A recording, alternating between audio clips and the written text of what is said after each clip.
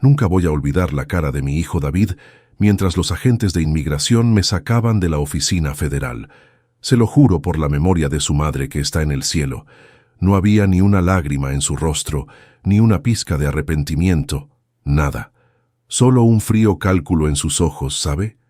Los mismos ojos que yo le había limpiado de lágrimas tantas noches cuando era un chamaquito y tenía miedo de la oscuridad. Estaba a solo una firma, una maldita firma, de recibir mi residencia permanente después de 22 años de sudor y sacrificio en este país. El oficial ya me había dicho que todo estaba en orden, que mi caso era un ejemplo de perseverancia, de esos que les gusta contar, pero entonces la puerta de esa oficina se abrió de golpe, y dos agentes de ICE, altos, serios, entraron llamándome por mi nombre completo, José Luis Hernández Ramos. Afuera, mientras me metían en la camioneta blanca, con las manos esposadas a la espalda como si fuera un criminal, lo vi. Vi a David hablando por teléfono, seguramente con su novia, contándole con esa tranquilidad que hiela la sangre que el plan había funcionado a la perfección. Me iban a deportar, y él, mi propio hijo, se quedaría con todo por lo que yo había luchado. Pero lo que ese muchacho no sabía, lo que nunca imaginó en su ambición, es que su traición no solo no me iba a destruir, sino que iba a desatar una tormenta que le costaría hasta el último centavo de la herencia que tanto anhelaba. Mi historia en este país empezó como la de tantos otros, ¿verdad? Uno no cruza el desierto por gusto. Crucé el de Arizona en el 2003, con nada más que la ropa que traía puesta y una foto de mi esposa y mi David, que entonces tenía apenas 5 años.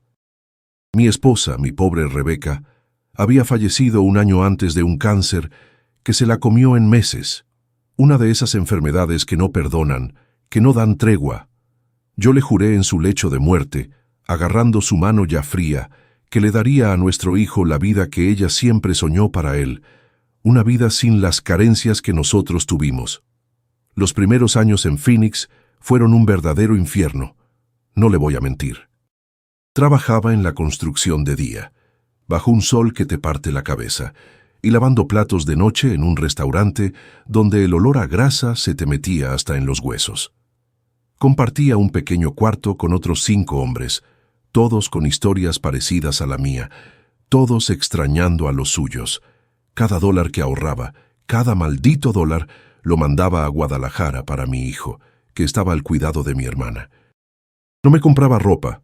Comía lo que sobraba en el restaurante y mis únicas llamadas, esas que costaban un dineral en las tarjetas telefónicas, eran para escuchar su vocecita, para saber si le había gustado el carrito que le mandé, para asegurarme de que no le faltara nada en la escuela.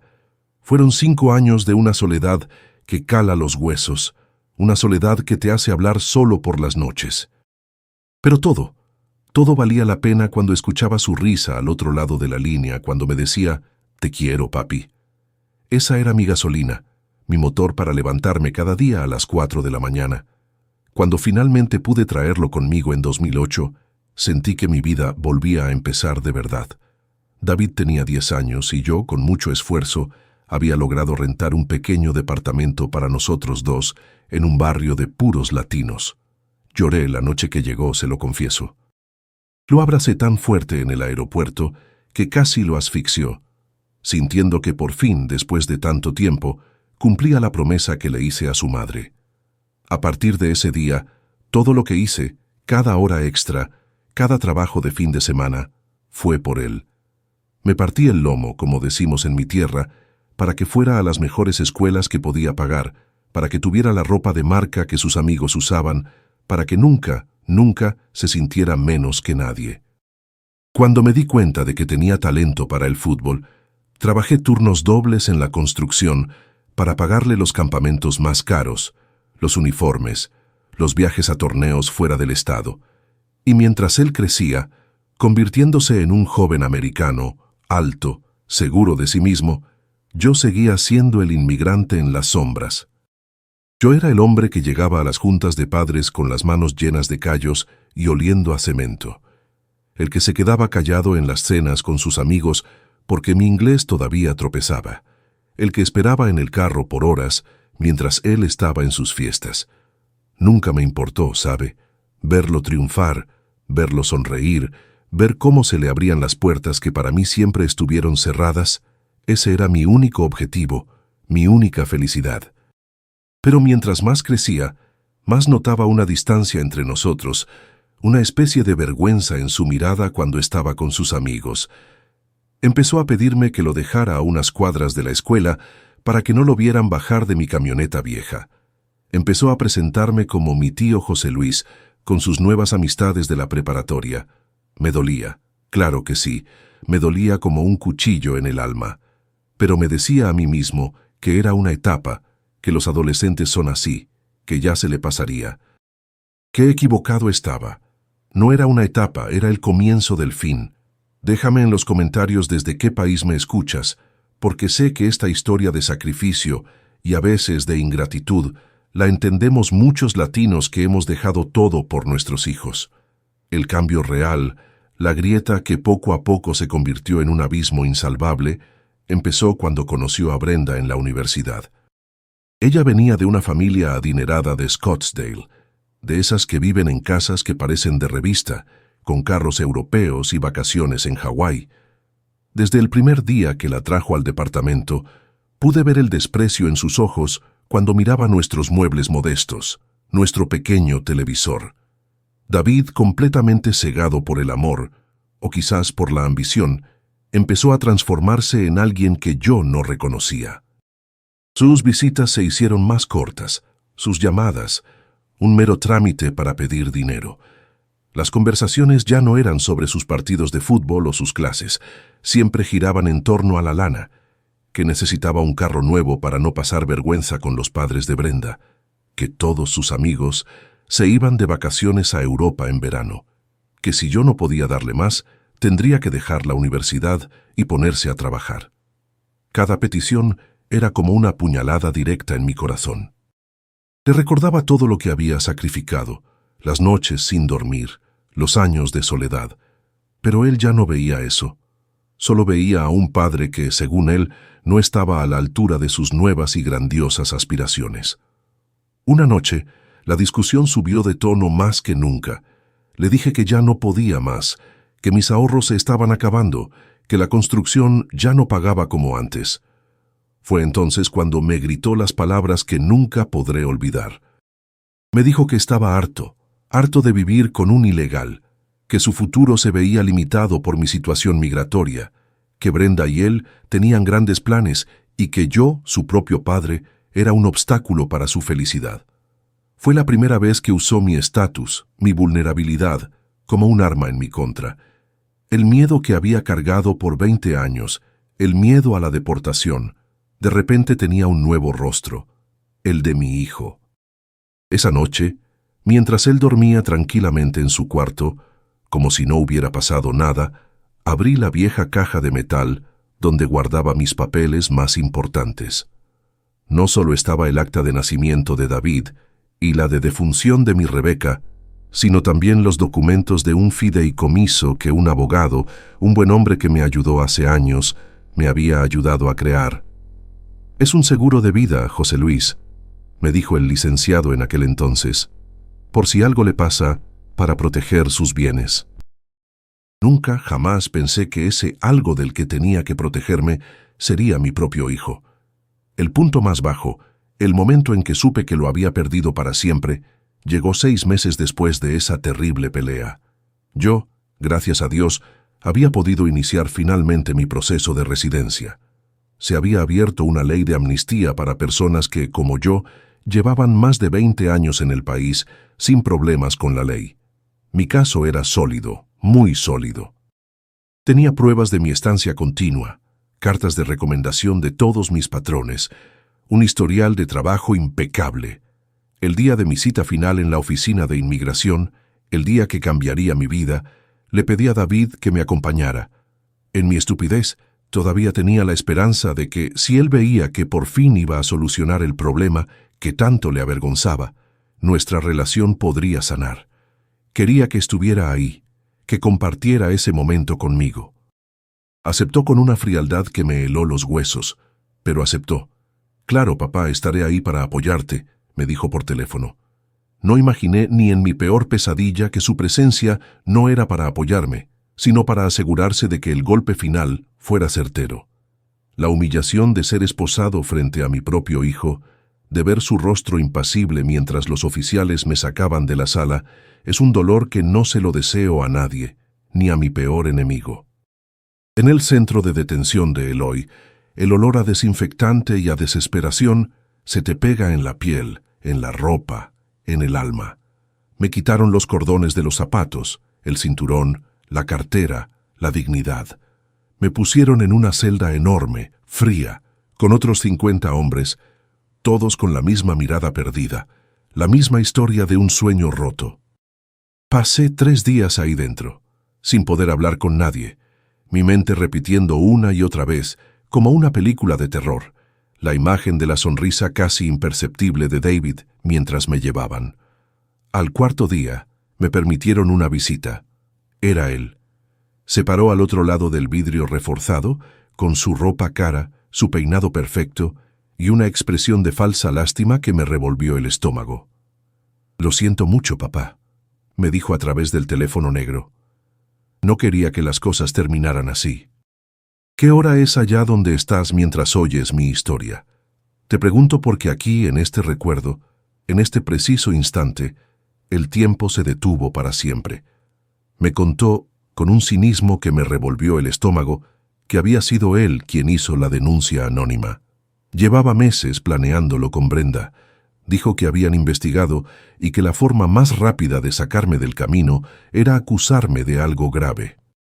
Así que inventaron que yo usaba documentos falsos para trabajar, lo cual en parte era verdad, pero le añadieron la ponzoña, que yo tenía antecedentes penales en México, que había huido de la justicia.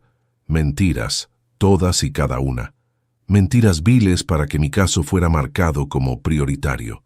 Brenda y yo necesitamos empezar nuestra vida, papá, continuó, como si me estuviera explicando el clima. Y para eso se necesita dinero.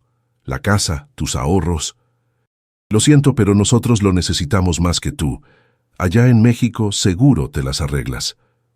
Escucharlo confesar su traición, su crimen, con esa calma, con esa lógica torcida, me rompió algo por dentro. Pero no de la forma que él esperaba. No me puse a llorar ni a gritar. Sentí cómo todo el dolor y la tristeza de esos días se convertían en una piedra dura y fría en el centro de mi pecho. Y en su arrogancia, en su estúpida soberbia juvenil, continuó detallando su plan maestro.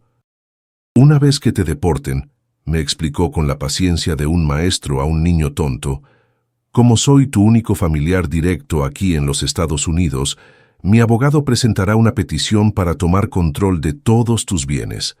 Es un proceso sencillo, según dice. La casa quedará a mi nombre y el dinero del banco también. No te preocupes, añadió con una sonrisa que era puro veneno. Te mandaré una ayudita a Guadalajara de vez en cuando, para que no digas. ¿Se da cuenta? Me iba a dar limosnas del dinero que yo gané partiéndome la espalda por él.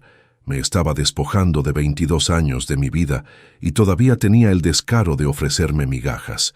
Quería romper el vidrio con mi cabeza. Quería gritarle hasta quedarme sin voz. Pero me contuve. Lo miré fijamente a los ojos, a esos ojos que alguna vez fueron de mi Rebeca, y no vi nada. Un vacío, un extraño. Mientras él hablaba, algo cambió dentro de mí. El José Luis humillado, el padre con el corazón roto, se fue haciendo pequeño, y en su lugar empezó a crecer otra cosa, una rabia fría, una claridad terrible. Recordé la promesa que le hice a Rebeca. Le prometí que le daría a nuestro hijo la mejor vida posible.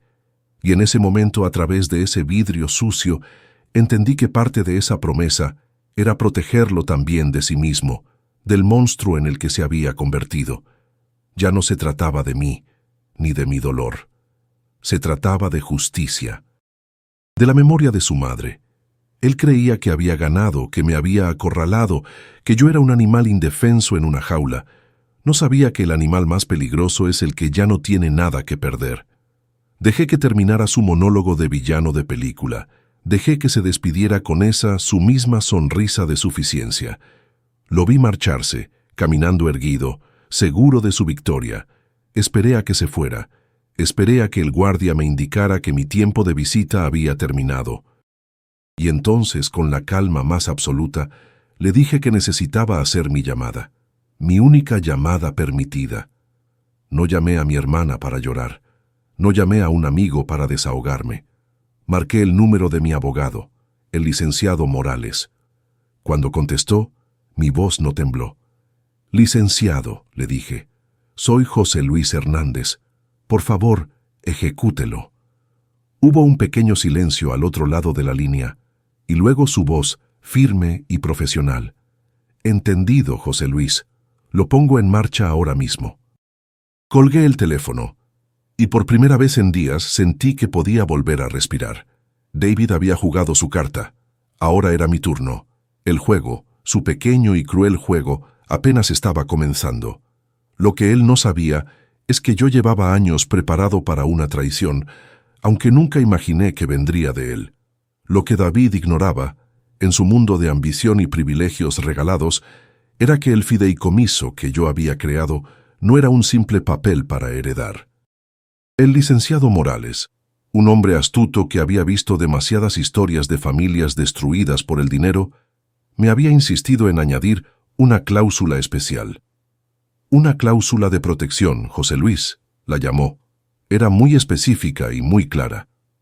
Estipulaba que si mi estatus migratorio o mi persona se veían comprometidos o puestos en peligro legal por una acción directa, intencional y maliciosa de un beneficiario directo, es decir, de David, dicho beneficiario quedaba automática, inmediata e irrevocablemente excluido de todos mis bienes presentes y futuros.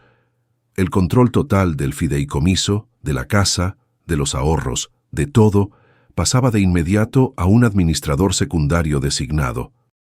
Y esa persona era mi hermana, su tía, en Guadalajara, un seguro contra la maldad, por así decirlo, un arma secreta que había estado durmiendo en una caja fuerte por casi 10 años. La primera ficha de dominó cayó 3 días después. Me lo contó el licenciado Morales en su siguiente visita. David, en la cúspide de su triunfo, recibió una carta por correo certificado. Seguramente esperaba que fueran los papeles iniciales para reclamar su herencia. Pero no. Lo que recibió fue una notificación legal, fría y cortante, de la oficina de Morales. La carta le informaba que, debido a acciones maliciosas que habían puesto en riesgo al benefactor, él había sido formalmente excluido como beneficiario del fideicomiso Hernández. Le notificaba que todas mis cuentas bancarias habían sido congeladas por orden del fideicomiso y que tenía exactamente 30 días para desalojar la propiedad en Phoenix, la cual ya no le pertenecía. La casa, mi casa, ahora era legalmente administrada por su tía en México. Puedo imaginar su cara, su incredulidad, la rabia al darse cuenta de que el tablero de juego era mucho más complicado de lo que él pensaba. El contraataque legal fue inmediato, pero torpe. Su abogado, un tipo joven y ostentoso que seguramente había tomado el caso con la promesa de cobrar un buen porcentaje de la herencia, intentó impugnar la cláusula. Argumentó que yo era un extranjero criminal a punto de ser deportado, y que David, como ciudadano americano, tenía más derechos sobre los bienes. Intentaron pintar la cláusula como una forma de evadir la justicia, pero el licenciado Morales estaba preparado. El fideicomiso era un documento legalmente blindado, creado mucho antes de que mi estatus migratorio estuviera en peligro. Demostraron que no había sido una reacción, sino una precaución. David, de repente, se encontró sin acceso a un solo centavo de mi dinero. El carro nuevo que se había comprado a crédito, las cenas caras con Brenda, las promesas de un futuro de lujos, todo empezó a desmoronarse. El castillo de naipes que había construido sobre mi ruina comenzaba a temblar con la primera brisa de la realidad. Pero el verdadero golpe maestro, la jugada que lo cambiaría todo, vino una semana después. El licenciado Morales entró a la sala de visitas con una sonrisa que no le había visto nunca. «José Luis», me dijo, A veces los villanos son tan arrogantes que ellos mismos nos entregan el arma para destruirlos. No entendía a qué se refería hasta que me lo explicó. El sistema de visitas en el centro de detención de Eloy, como en casi todas las instalaciones federales, graba absolutamente todas las conversaciones a través de los teléfonos del locutorio por razones de seguridad. David, en su soberbia, en su necesidad de restregarme en la cara su victoria, nunca consideró esa posibilidad. Morales había presentado una solicitud formal y había obtenido la grabación completa de nuestra visita. Teníamos a David, con su propia voz clara y nítida, confesando haber presentado una denuncia falsa ante una agencia federal, admitiendo haber mentido sobre antecedentes penales y detallando su plan para cometer fraude y apropiarse de mis bienes. Había confesado, sin saberlo, múltiples delitos federales. La grabación fue la llave que abrió todas las puertas. El licenciado Morales, con esa evidencia en su poder, desató una ofensiva legal que David nunca vio venir. Primero, envió una copia del audio al abogado de mi hijo, acompañada de una nota muy breve y muy clara. Le daba dos opciones: o retiraban inmediatamente y por escrito cualquier impugnación al fideicomiso, o la grabación sería entregada directamente a la Fiscalía Federal para iniciar un proceso criminal por perjurio, denuncia falsa y conspiración para cometer fraude. El abogado de David, que se creía muy listo, de repente se encontró atrapado. Si seguía defendiendo a mi hijo, se arriesgaba a ser cómplice de un encubrimiento. Si lo abandonaba, perdía el caso. La arrogancia de David se había convertido en una soga alrededor de su propio cuello, y mi abogado no hizo más que apretarla. Ya no era una simple disputa familiar por una herencia. Se había convertido en un caso federal, y David ya no era el heredero astuto, sino el principal sospechoso. El mundo de David se derrumbó con la velocidad de un edificio dinamitado. Su abogado, al darse cuenta de que estaba defendiendo a un criminal confeso y arriesgando su propia licencia, lo abandonó casi de inmediato. Le dijo que su única opción era buscar un abogado penalista y prepararse para lo peor. Y Brenda, su amada Brenda, el motor de toda su ambición, al enterarse de que no solo no había herencia, sino que su novio estaba a un paso de la cárcel, desapareció. Dejó de contestarle el teléfono, lo bloqueó de sus redes sociales, se esfumó como si nunca hubiera existido. En cuestión de una semana, mi hijo pasó de ser el joven triunfador a punto de heredar una pequeña fortuna, a estar completamente solo, sin dinero, sin novia, sin abogado y con la amenaza de una condena federal pendiendo sobre su cabeza. La justicia, a veces, no es un trueno ruidoso, sino el silencio absoluto que queda cuando todos los que creías que te apoyaban te dan la espalda. Pero el licenciado Morales no se detuvo ahí. Su siguiente movimiento fue el más brillante de todos. Llevó la grabación y una petición formal directamente al mismo Tribunal de Inmigración que estaba manejando mi caso de deportación. La presentó ante el juez, no como parte de una defensa, sino como la prueba de un crimen. Demostró con la propia voz de David como testigo irrefutable que todo el caso en mi contra, la denuncia que había activado el aparato de deportación, era una farsa, un acto criminal motivado por la codicia. Argumentó que yo no era simplemente un indocumentado, sino la víctima directa de un delito federal, una víctima de abuso financiero y manipulación del sistema por parte de un familiar cercano. De repente, mi expediente cambió. Ya no era el caso de un inmigrante más esperando su deportación. Era el caso de un padre traicionado y de un sistema de justicia que había sido utilizado como un arma. La reacción del juez de inmigración fue inmediata. Al enfrentarse a una prueba tan clara y descarada de manipulación, no tuvo más opción. Canceló la orden de deportación en mi contra esa misma tarde y emitió una orden para mi liberación inmediata del centro de detención. Recuerdo que el guardia llegó a mi celda por la tarde. «Hernández, recoja sus cosas», me dijo con su tono habitual. Pensé que me iban a transferir a otra sección, o quizás a iniciar el proceso de deportación, pero luego añadió, «Se va a casa». No le creí al principio. Pensé que era una broma cruel.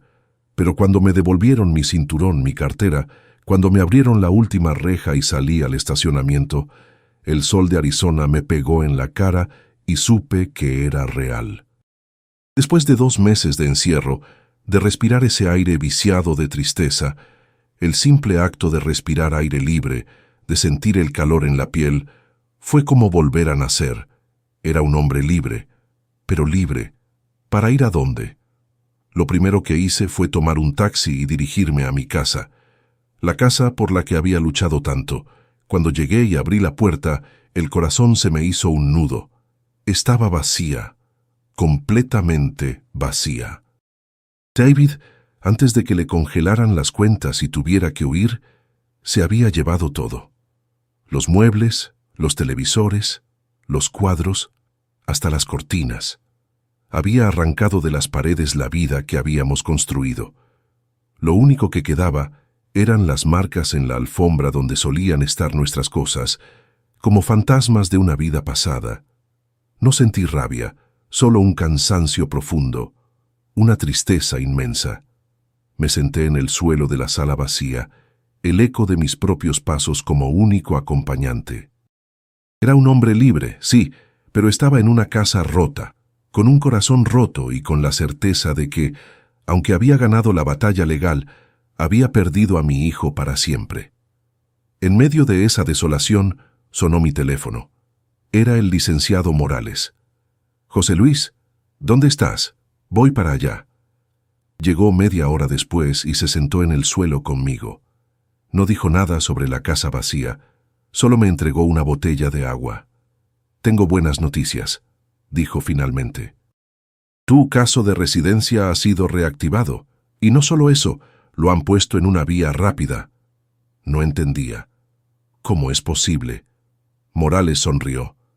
«La grabación, José Luis, la misma grabación que te liberó es ahora tu mejor argumento. Demuestra que fuiste víctima de un crimen y tu negativa a tomar represalias violentas, tu manejo legal de la situación, todo eso cuenta como buen carácter moral, de una forma que ninguna carta de recomendación podría hacerlo. Paradójicamente, el intento de tu hijo por destruirte se ha convertido en la prueba más poderosa de por qué mereces quedarte en este país». La ironía era tan amarga que casi me hizo reír. Pasaron las semanas. Con un préstamo que me hizo un viejo amigo de la construcción, empecé a amueblar la casa de nuevo poco a poco. Volví a trabajar, a sentir el peso de las herramientas en mis manos, a cansarme de verdad, un cansancio bueno, del que te deja dormir en paz. Una noche, después de un turno largo, paré en una de esas cafeterías baratas que están abiertas toda la noche, un lugar como los que frecuentaba cuando recién llegué al país. Y entonces lo vi. Estaba del otro lado del salón, limpiando mesas, recogiendo platos sucios con un delantal manchado. Era David. Se veía demacrado, más flaco, con la mirada perdida. Nuestros ojos se cruzaron por un segundo. Vi el shock en su rostro, la vergüenza, el pánico. Hizo un gesto como para acercarse, como para decir algo. No le di la oportunidad. Dejé un billete en mi mesa, me levanté y salí sin mirar atrás. No por odio ni por rencor, sino porque ya no había nada que decir. El círculo se había cerrado. Él, que despreciaba mi vida de sacrificio, ahora estaba viviendo el mismo principio. Hoy, exactamente un año después de que me esposaran en esa oficina, volví al mismo edificio federal. Pero esta vez, no había agentes de ICE esperándome. Esta vez, la oficial que me atendió me sonrió y me entregó un pequeño sobre. Dentro estaba mi tarjeta de residencia permanente, mi Green Card. La sostuve en mi mano, sintiendo el peso no del plástico, sino de 23 años de lucha. ¿Alguna vez has vivido algo parecido? Es increíble cómo las personas que más amas, por las que darías la vida, pueden ser las que te clavan el cuchillo más profundo. Aprendí una lección durísima. La sangre no te hace familia. La lealtad sí. La honestidad. El respeto. Mi hijo me quitó la inocencia, me rompió el corazón, pero no pudo quitarme la fuerza para seguir adelante. Y esa, al final, es la única herencia que importa. Sigo de pie, sí, pero eso no significa que las heridas hayan sanado. La casa, por ejemplo, la recuperé, sí, legalmente es mía. Pero cada vez que entro, el eco de mis pasos en las habitaciones vacías me recuerda lo que perdí. David no solo se llevó los muebles, se llevó los recuerdos. Se llevó la foto de su madre que teníamos en la sala. Se llevó los trofeos de fútbol de su infancia que yo guardaba en una vitrina. Se llevó los dibujos que me hacía cuando era niño y que yo tenía pegados en el refrigerador. Ha sido un proceso lento, doloroso, el de volver a llenar estos espacios. El otro día compré un sofá nuevo. Me pasé horas en la tienda, sentándome en uno y en otro, tratando de imaginar una nueva vida en él. Cuando lo entregaron y lo pusieron en el centro de la sala, me quedé mirándolo por casi una hora. Era solo un objeto, pero se sentía como un primer paso, como reclamar mi territorio no a mi hijo, sino al dolor que me dejó. Pintar las paredes ha sido mi terapia. Cada brochazo es un intento de borrar su traición, de cubrir las sombras de lo que fue. Y luego están las noches. Afuera, en el mundo, soy el hombre que ganó, el inmigrante que se defendió y obtuvo justicia. Pero aquí adentro, cuando se apagan las luces, a veces sigo siendo el prisionero número 74521. Me despierto sudando, con el corazón a 1000 por hora, creyendo escuchar el sonido metálico de las puertas de la celda. El olor a desinfectante barato a veces me asalta de la nada en el supermercado, en el trabajo. Tengo pesadillas en las que estoy otra vez frente a ese vidrio, viendo a David confesar su traición una y otra vez. El licenciado Morales me recomendó un terapeuta, un buen hombre que también trabaja con veteranos de guerra. Dice que sufro de estrés postraumático. Suena exagerado, ¿verdad? No fui a una guerra. Pero él me explicó que la traición, la detención, la amenaza de perderlo todo, es una forma de combate, una guerra por tu propia vida. Estoy aprendiendo a vivir con las cicatrices, pero hay días en que pesan como si estuvieran recién abiertas, sangrando todavía. Poco a poco, también he vuelto al trabajo. Al principio fue difícil. La noticia de mi arresto se había corrido como pólvora en el mundo de la construcción. Aunque la historia de mi vindicación también se supo, la mancha es difícil de borrar. Algunos clientes antiguos me llamaron para disculparse y darme trabajo de nuevo. Otros, simplemente, nunca más contestaron el teléfono.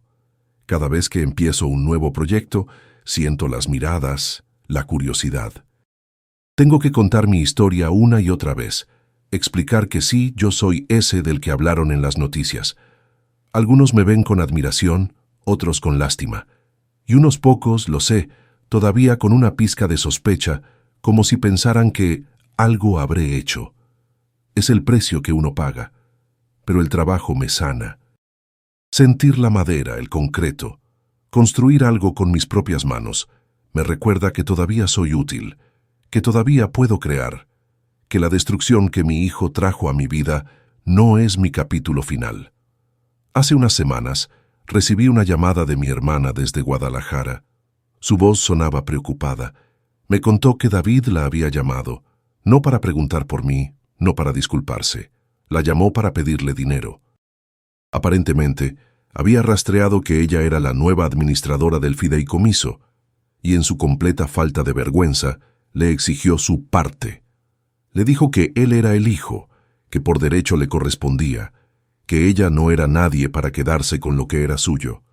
Mi hermana, que tiene el carácter de mi madre, lo puso en su lugar. Le recordó, palabra por palabra, la traición, el dolor que me había causado, la grabación. Le dijo que antes de ver un solo centavo de ese dinero, ella preferiría quemarlo en la calle. David le gritó, la insultó, y al final, me contó mi hermana, se puso a llorar como un niño, suplicando, diciendo que no tenía dónde vivir, que Brenda lo había dejado, que lo había perdido todo. Mi hermana no cedió. Cuando colgué el teléfono, no sentí la satisfacción que uno podría esperar. Sentí un vacío inmenso. La imagen de mi hijo, El que yo había criado para ser un hombre fuerte y derecho, reducido a un pedigüeño patético, me dolía más que su propia traición, porque en su caída no solo veía su fracaso, sino también el mío. ¿En qué momento me equivoqué?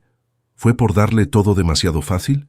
¿Fue por trabajar tanto para que no le faltara nada material, que me olvidé de construir su carácter, su alma? Pasé toda la noche mirando las fotos viejas, las de sus cumpleaños, las de sus partidos de fútbol, buscando una pista, una señal del momento exacto en que empecé a perderlo, en que el niño que me abrazaba con devoción se empezó a convertir en el extraño que me miraba con desprecio a través de un vidrio blindado. No encontré respuestas, solo el dolor sordo de un padre que se da cuenta de que el mayor tesoro que construyó en su vida se le deshizo entre las manos. Ese dolor, sin embargo, me llevó a hacer algo que nunca había pensado. Empecé a buscar grupos de apoyo, no para mí, sino para otros.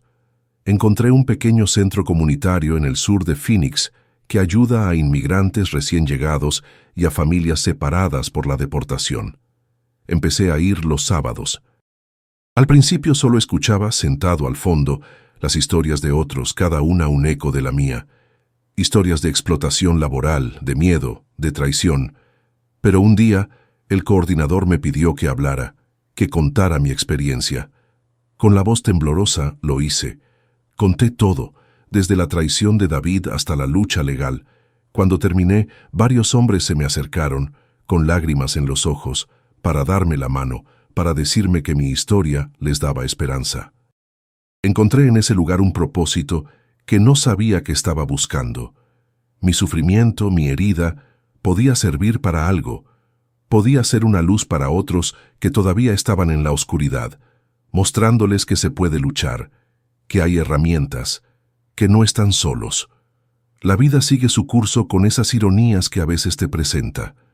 El otro día, estaba en una ferretería buscando unos materiales y me topé de frente con los padres de Brenda, el señor y la señora Miller. Se quedaron helados al verme. Ellos, que en alguna ocasión me habían invitado a su casa a una barbacoa, donde claramente me sentí fuera de lugar, ahora me miraban como si hubieran visto a un fantasma. La señora Miller se puso pálida y su esposo la tomó del brazo, desviando la mirada y prácticamente arrastrándola hacia otro pasillo. No hubo un saludo, no hubo una palabra, solo la vergüenza palpable en sus rostros. La vergüenza de saber que su hija había sido cómplice de un plan tan cruel, la incomodidad de enfrentarse a la víctima de las maquinaciones que, de alguna manera, ellos habían fomentado con su estilo de vida y sus expectativas. En ese momento no sentí rencor, sino una especie de lástima. Ellos también, a su manera, habían perdido algo en todo esto. Ayer, por fin, llegó el nuevo comedor a la casa. Es una mesa de madera sólida, grande, con espacio para 6 personas. Me costó una buena parte de mis ahorros, pero sentí que era importante. Durante meses he comido solo en una mesita de plástico en la cocina. Anoche, para inaugurarla, invité a cenar al licenciado Morales y a su esposa, y a mi compadre Miguel, el amigo de la construcción que me prestó dinero cuando más lo necesitaba.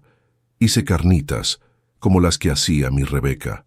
Por primera vez en mucho, mucho tiempo, la casa se llenó de risas en lugar de eco. Hablamos de todo y de nada. Por un momento, mientras veía a mis amigos disfrutar de la cena en mi nueva mesa, en mi casa recuperada, me sentí casi normal. Me sentí como un hombre que, a pesar de todo, había logrado reconstruir un pedazo de hogar.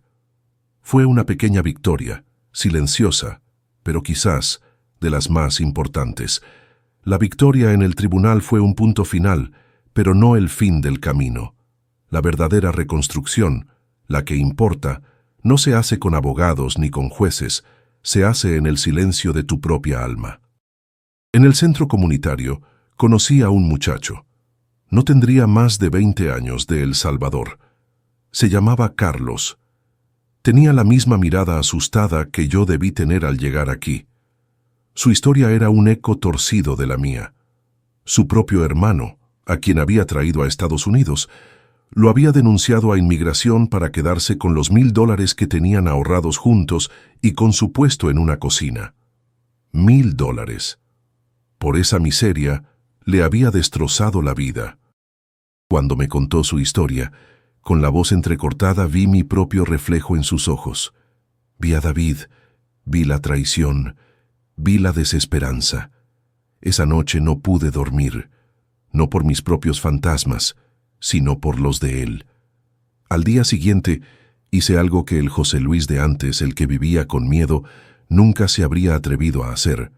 Tomé el teléfono y llamé al licenciado Morales. «Licenciado, necesito pedirle un favor», le dije. Le conté la historia de Carlos, el muchacho salvadoreño. Le expliqué las similitudes con mi caso, la traición familiar, la vulnerabilidad. Morales me escuchó con paciencia. «José Luis, sabes que mi firma no es barata», me dijo, medio en broma, medio en serio. «Lo sé, licenciado, pero este muchacho no tiene a nadie. El sistema se lo va a comer vivo si no hacemos algo. Lo que sea que cueste, yo veré la forma de pagarlo». Hubo un silencio al otro lado de la línea. «No te preocupes por eso», dijo finalmente. «Tráemelo a la oficina el lunes». Casos como el tuyo me recuerdan por qué empecé a hacer esto. Lo tomaré pro bono. Colgué el teléfono sintiendo algo que no había sentido en mucho tiempo. Un orgullo genuino. Mi dolor, mi terrible experiencia, se había convertido en una llave que ahora podía abrirle una puerta de esperanza a alguien más. Acompañar a Carlos a esa primera cita, traducirle los términos legales, verlo salir de la oficina de Morales con un brillo de lucha en los ojos, fue más sanador que cualquier sesión de terapia. Una de las cosas que más me pesaba era el dinero del fideicomiso. Legalmente, después de todo, era mío, pero se sentía manchado por la traición. Mi hermana seguía administrándolo desde Guadalajara y un día, en una de nuestras llamadas, le propuse una idea. «¿Te acuerdas cómo mamá siempre soñó con que todos sus nietos fueran a la universidad?», le pregunté. Rebeca había sido maestra en nuestro pueblo y la educación era su pasión. Mi hermana se quedó callada, creo que entendiendo a dónde iba. «Vamos a usar ese dinero para crear un fondo», le dije. «El Fondo Educativo Rebeca Hernández. Será para nuestros sobrinos, para los hijos de nuestros primos, para cualquier chamaquito de la familia que quiera estudiar y no tenga los medios. Que el dinero que mi hijo intentó robar con maldad sirva para construir futuros con bondad». Mi hermana se echó a llorar al otro lado de la línea. «A ella le habría encantado eso, José Luis», me dijo. Y así lo hicimos. Convertimos el dinero de la traición en ladrillos para el futuro de nuestra familia, construyendo algo bueno sobre las ruinas de algo terrible. Era la mejor manera que encontré de honrar la memoria de mi esposa. Sobre David, no volví a verlo. Pero las noticias, buenas o malas, siempre encuentran la forma de llegar. Un primo lejano que trabaja en el mismo centro comercial donde David consiguió trabajo de mesero, me llamó un día, con pena. Me contó que lo habían arrestado. No fue por algo grande, fue por algo pequeño, patético. Lo atraparon robando dinero de la caja registradora del restaurante, unos $200. El dueño no quiso presentar cargos graves, pero lo despidió en el acto. La policía lo detuvo por hurto menor. Pasó una noche en la cárcel del condado. Salió al día siguiente, sin que nadie fuera a recogerlo. Esa fue la última noticia que tuve de él. Un ladrón de poca monta, arrestado por un puñado de billetes. El joven que iba a heredar una casa y miles de dólares, ahora era solo un nombre más en el registro policial de la ciudad. El final de su caída no fue un estruendo, sino un gemido silencioso y triste. Cuando supe lo del arresto de David, esperé sentir algo. Rabia, satisfacción, una última punzada de victoria. Pero no sentí nada de eso. Lo único que sentí fue una tristeza profunda, una tristeza que me pesaba en el cuerpo como una manta mojada. Lloré esa noche, pero no por mí. Lloré por él. Lloré por el niño de 5 años que dejé en México, el que me esperaba con ansias. Lloré por el joven de 10 años al que abracé en el aeropuerto, lleno de promesas. Lloré por el talentoso jugador de fútbol que hacía que mi pecho se inflara de orgullo. Lloré por todas las versiones de mi hijo que murieron mucho antes de que él decidiera traicionarme. Entendí que mi rabia se había extinguido, y en su lugar solo quedaba el luto. El luto por un hijo que, aunque sigue vivo en algún lugar de esta misma ciudad, para mí ya no existe.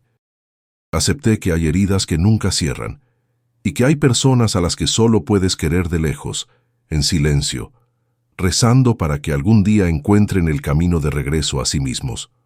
Un sábado por la mañana, tomé una decisión. Fui al concesionario y vendí mi vieja camioneta, esa que me había acompañado por más de 15 años. Estaba abollada, gastada.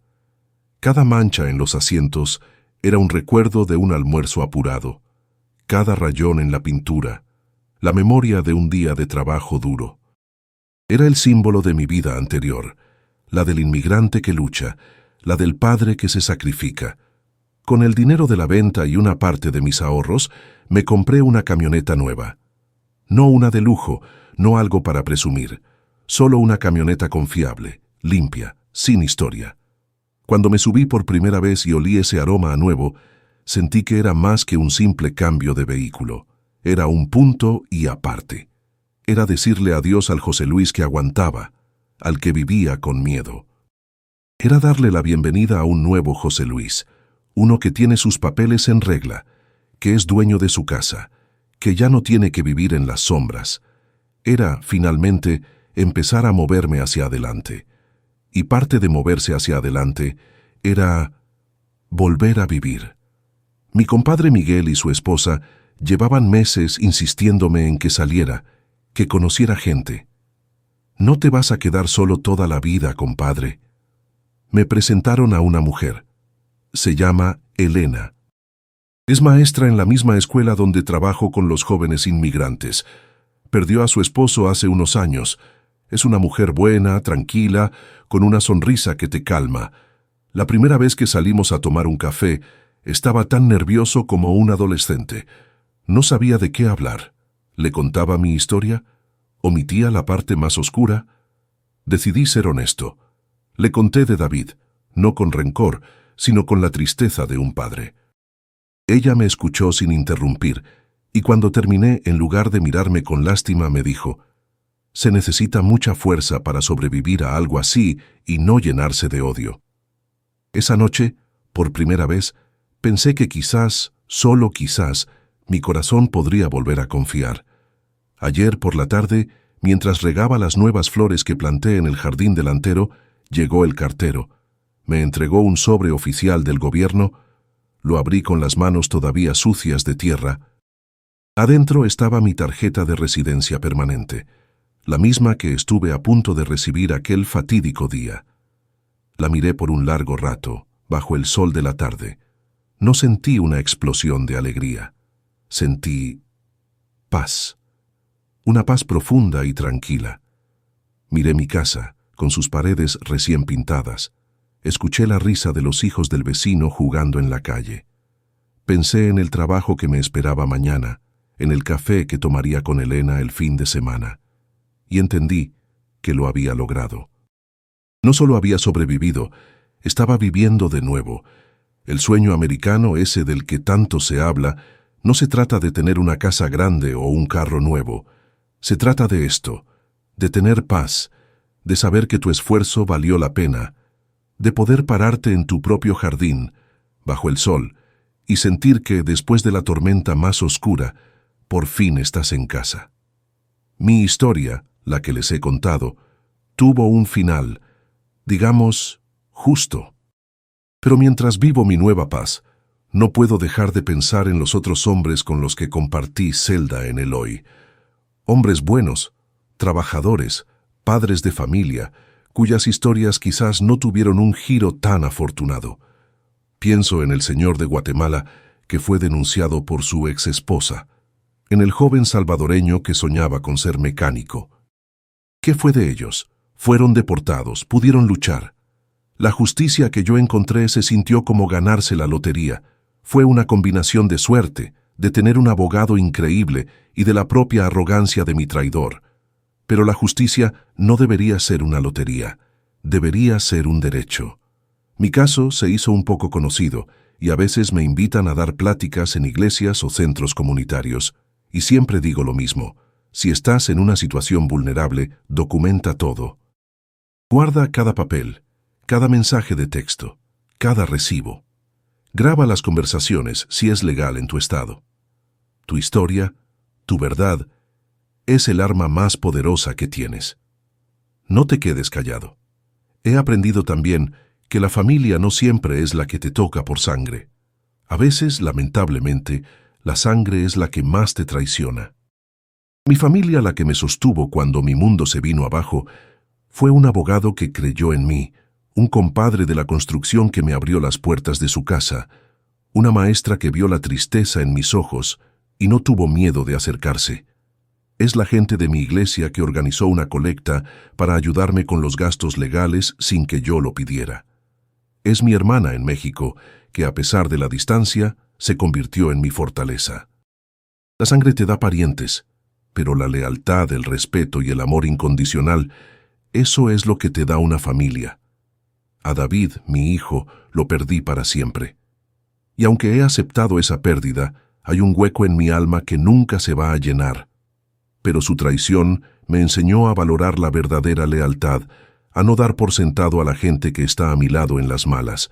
Ahora mi vida es tranquila, y esa tranquilidad es el mayor lujo que he conocido. Disfruto las cosas simples. El café por la mañana con Elena antes de irnos a trabajar. Ayudar a los muchachos en el centro comunitario a llenar sus solicitudes. Las llamadas de los domingos con mi hermana, donde ahora hablamos de nuestros planes, no de mis problemas. Mi residencia permanente me abrió una puerta que llevaba 23 años cerrada. La posibilidad de viajar. El próximo verano, si Dios quiere, voy a ir a Guadalajara. Voy a abrazar a mis padres, que ya están viejos. Voy a llevarle flores a la tumba de mi Rebeca y le voy a contar que, a pesar de todo, cumplí mi promesa. Le voy a contar que nuestro hijo se perdió en el camino, pero que yo, por fin, después de tanto andar, encontré mi lugar. Ya no sueño con tener más dinero o una casa más grande. Mi sueño americano se cumplió el día que pude caminar por la calle sin miedo, el día que mi humanidad valió más que un pedazo de papel. Si has llegado hasta aquí, gracias por escuchar mi historia.